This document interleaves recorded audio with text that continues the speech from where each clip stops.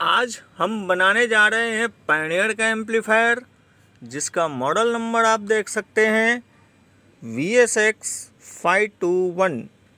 इस पीस के अंदर नो साउंड का इशू है, और नो साउंड के इशू के लिए हमें किन किन बातों का ध्यान रखना चाहिए उस पर हम थोड़ी चर्चा कर लेते हैं। सबसे पहले हम अगर गौर से देखेंगे तो इसका जो ये बोर्ड है, थोड़ा सा इसमें गीलापन है, नमी है, लीकेज के जैसा दिख रहा है। और रस्ट तो उतना ज़्यादा ख़ास ना के बराबर है नहीं है, या इसको यूँ कहें कि पहले किसी ने इसको बनाने की कोशिश किया था। यहाँ पे जगह जगह पर पेस्ट का लिक्विड दिख रहा है, यहाँ पर भी है। खैर जो भी है, चलिए हम देखते हैं। और सबसे पहले जो काम हम करेंगे, इसको क्लीन करेंगे। क्लीन करने के बाद फिर देखते हैं कहाँ पर कितनी वोल्ट आनी चाहिए, नो साउंड के लिए किन किन बातों का हमें ध्यान रखना चाहिए।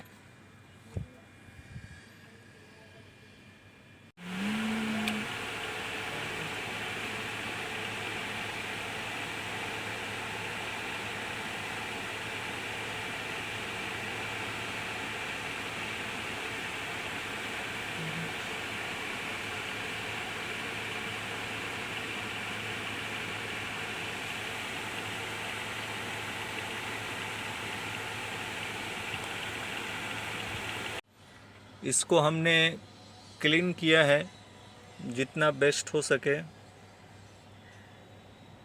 जगह जगह पे लिक्विड लिक्विड जैसा दिख रहा था। अभी इसको फिट करेंगे, और फिट करने के बाद फिर देखते हैं। मैंने इसके ऊपर बहुत ही गहराई से रिसर्च किया है, छानबीन किया है, और मुझे इसे देखकर ऐसा महसूस हो रहा है कि इसको पहले भी किसी ने रिपेयर करने की कोशिश किया है। ठीक है, कोशिश करना अच्छी बात है। जगह जगह पे शोल्डर लगे हुए हैं। ICO के आसपास के जो छोटे छोटे रेजिस्टेंस है।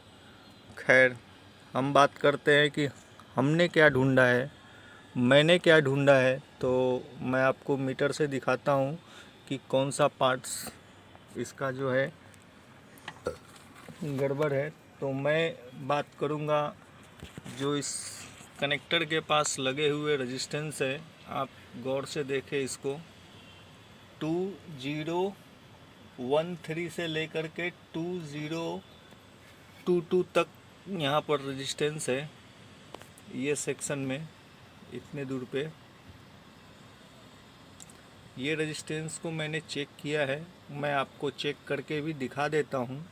ये रेजिस्टेंस की वैल्यू 1-2 ठीक है, ज़्यादातर गलत है।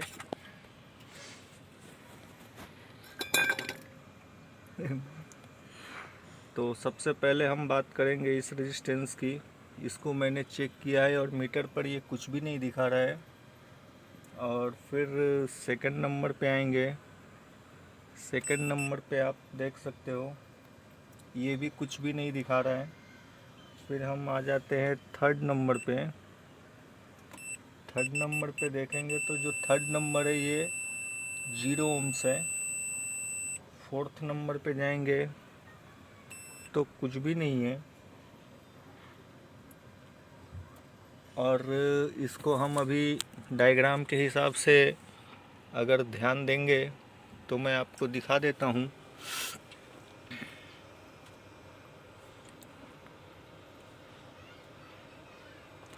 R213 से लेकर के 21 तक 0 ohms का रेजिस्टेंस लगा हुआ है। और ये रेजिस्टेंस में से 1 या 2 रेजिस्टेंस ओके है, बाकी ज़्यादातर रेजिस्टेंस ख़राब है। और इसको हम चेंज करेंगे टेम्पररी। ये साइज का रेजिस्टेंस मेरे पास है नहीं, फ़िलहाल मैं इसको जंपर मारूंगा, शॉर्ट करूंगा।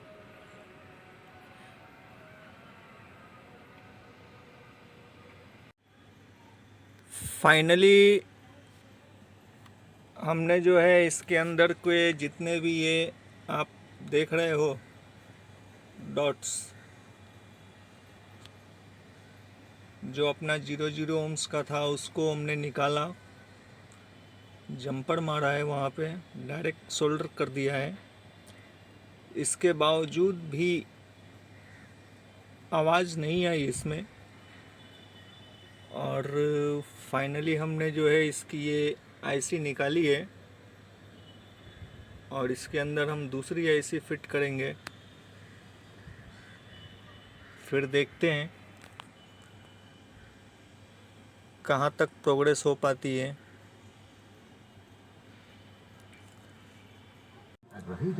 वर्किंग गुड हो गया है जी, आप देख सकते हो।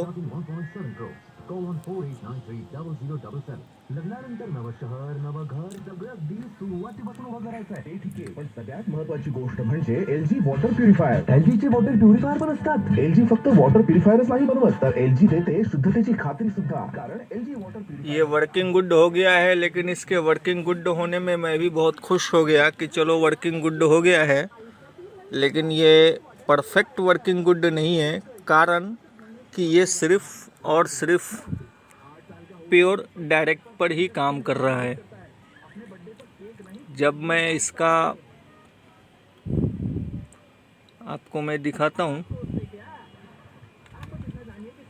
ये सिर्फ प्योर डायरेक्ट पर ही काम करता है, बाकी अदर किसी पे भी नो साउंड है। जब मैंने इसके स्पीकर्स चेक किए सब, तो पता चला कि सिर्फ 2 ही स्पीकर चल रहा है। तो इसका जो है डीएसपी में इशू है, सिर्फ प्योर डायरेक्ट पर ही ये काम कर रहा है। तो अभी डीएसपी सेक्शन काम नहीं कर रहा है, दैट मीन्स कि ये इतना सेक्शन काम नहीं कर रहा है। तो अभी हम इसको देखेंगे क्यों नहीं काम कर रहा है ये सेक्शन। सिर्फ प्योर डायरेक्ट में ही स्टूडियो चैनल पे वर्किंग गुड हुआ है। और जिन मित्र का है ये, उनसे भी बात करेंगे, इस बारे में चर्चा करेंगे उनसे। चलिए ठीक है, सबसे पहले हम देखते हैं डीएसपी काम क्यों नहीं कर रहा है। 5.1 सभी स्पीकर में आवाज़ आनी चाहिए, नहीं आ रही है, क्यों नहीं आ रही है उसको देखते हैं। इसका जो है लास्ट वाला जो इनपुट सेलेक्टर आईसी है, इनपुट सेलेक्टर पूरा ये बोर्ड है, इसको हमने निकाला है।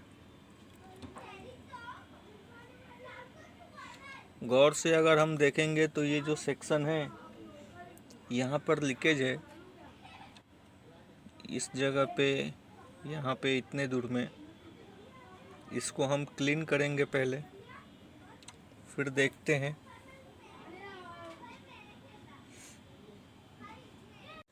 इस हिस्से को जो है मैंने क्लीन तो किया है,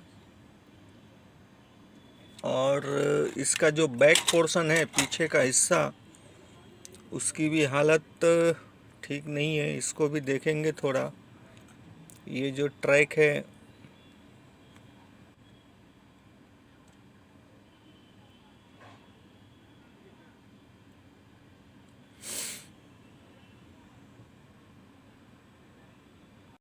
फिलहाल जो है मैंने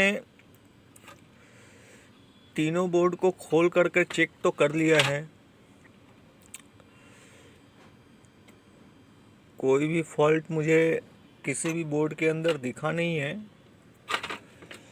सिर्फ ये जो है इनपुट सेलेक्टर, यहाँ पे दिक्कत थी कैपेसिटर के पास, जो कि मैंने आपको दिखाया था, और कोई दिक्कत है नहीं। इसको क्लीन कर दिया है मैंने। मैं सोच रहा हूँ कि मैंने जब इतने सारे बोर्डों को खोला है, निकाला है, तो क्यों ना मैं ये नीचे वाला जो बोर्ड है उसको भी एक बार खोलकर चेक कर लूँ। इसमें कोई दिक्कत तो नहीं है।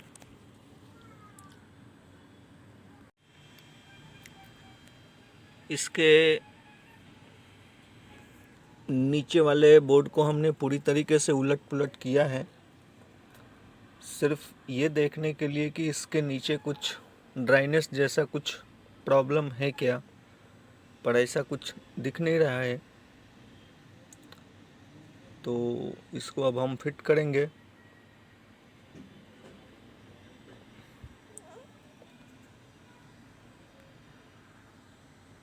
ये जो अपना बोर्ड है सिस्टम कंट्रोल, इस बोर्ड के जो सॉकेट्स हैं, अगर गौर से उस पर देखा जाए, ध्यान दिया जाए, तो उस पर हल्की ड्राइनेस दिख रही है।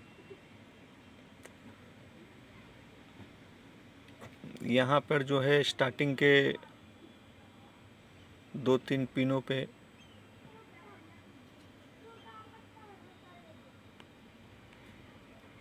इसको हम थोड़ा सा रिसोल्डर करेंगे। और ये साइड में तो ऐसा कुछ है नहीं, लेकिन इसको भी कर देते हैं।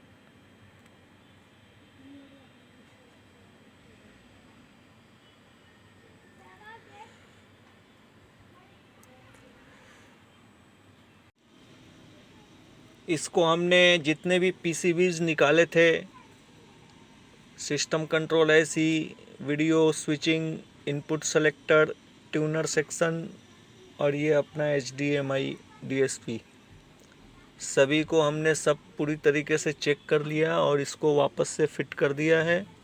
अभी हम इसके पीछे का जो है बैक प्लेट, उसको हम लगाएंगे और फिर देखते हैं।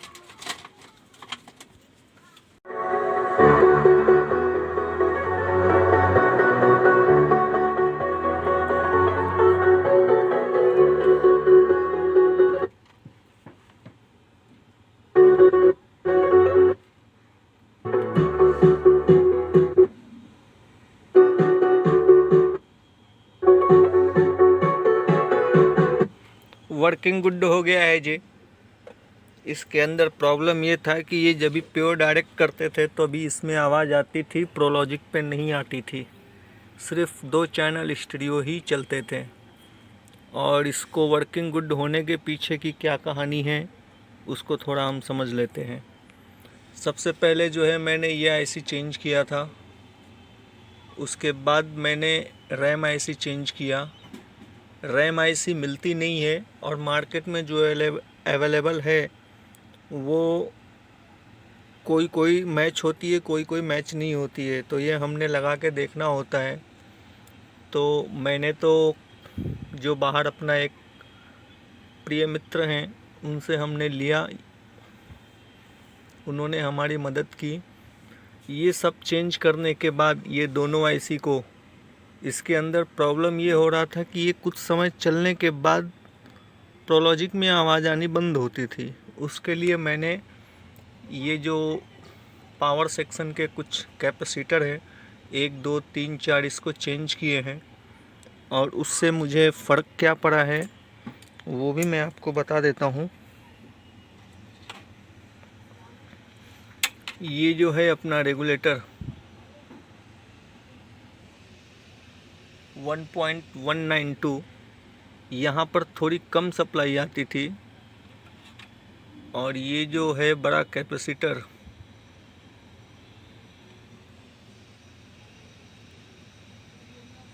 इतना आना चाहिए 3.26, और उसके बाद आता है ये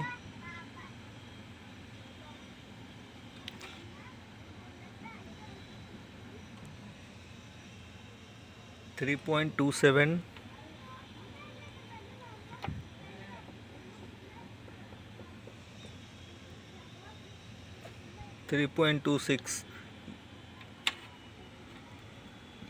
ये फ़र्क है जिसकी वजह से मैंने चेंज किया। ये कैपेसिटर वजह सिर्फ इतनी सी थी कि ये थोड़े समय चलने के बाद प्रोलॉजिक में आवाज़ बंद हो जाती थी, और प्रोलॉजिक में आवाज़ नहीं थी, सिर्फ प्योर डायरेक्ट में ही आवाज़ थी। इसके लिए ये आईसी कंपलसरी 100% ये ख़राब है।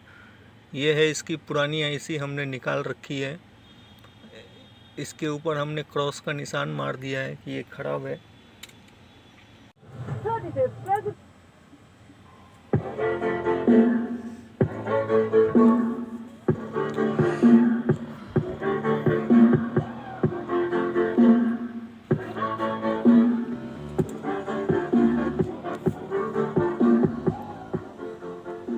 थोड़ा हम डायग्राम के हिसाब से इसको समझ लेते हैं जल्दी जल्दी कि कहाँ पर क्या वोल्टेजेस और कुछ बातें हैं जिसको जान लेना समझ लेना ज़रूरी है। ज़रूरी ये है समझना कि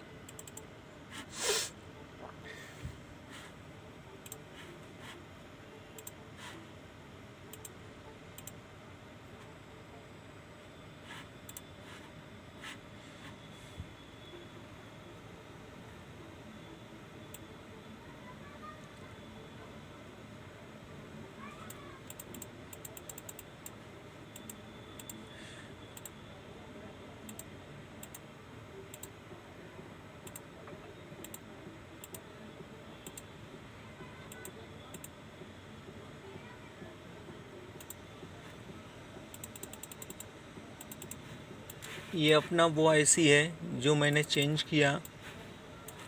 क्यों चेंज किया? चेंज करने के पीछे भी कारण है। जब इसके अंदर यहाँ पर ऑडियो आती है, जिनके पास स्कोप होगा वो देख सकते हैं। और उसके बाद पिन नंबर 17 यहाँ पर आप देख सकते हो ADC SDTO, ये जो है आउट यहाँ से निकलना चाहिए, नहीं निकल रहा था। और सेकंड जो वजह है ये आईसी चेंज करने की वजह ये थी। और दूसरा हमने क्या चेंज किया, रैम आईसी ख़राब थी। ये कैसे पता चलेगा, इसके बारे में मैं आपसे बात कर लेता हूँ थोड़ा। ये है अपना सेक्शन वो,